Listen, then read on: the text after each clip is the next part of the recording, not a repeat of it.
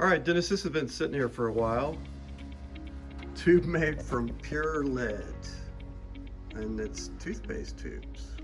What do we got here? Well, that was the start of my scrap business.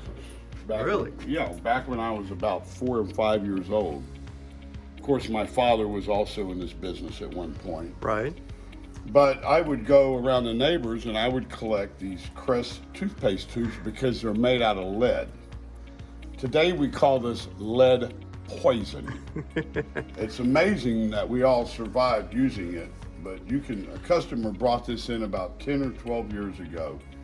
They were given an incredible deal on this. You get 10 cents off on this tube here, and you get 6 cents off on that one, and these you got to pay full price for. Okay, so help me out here. So you collected these as a kid I sold them to my father to at make a money. scrapyard. Yeah, Right. It's pure lead, and it's kind of like mercury was in our fillings. It's kind of like Yeah, we don't so want- eventually we learned that that's not a good thing, and they changed it to plastic. I don't know if it's a good thing or not because we're still living, and Yeah. you and I know, used lead in our toothpaste because That's they didn't true. make them any other way but with lead. Now Yeah. they're plastic, and God knows what that's being recycled from. But Yeah, so you actually remember doing that oh, back in the hell day. yeah! How did you just went around to neighbors and knocked on All the the door? neighbors told them to save me their toothpaste tubes, and I'd accumulate about a pound of it, and he'd pay me a quarter or something. That's a great story. Yeah. So that's why it's hanging right inside the door. Yeah, and then another one I have over here is Let's see. these two flare guns right here. To me, these are amazing.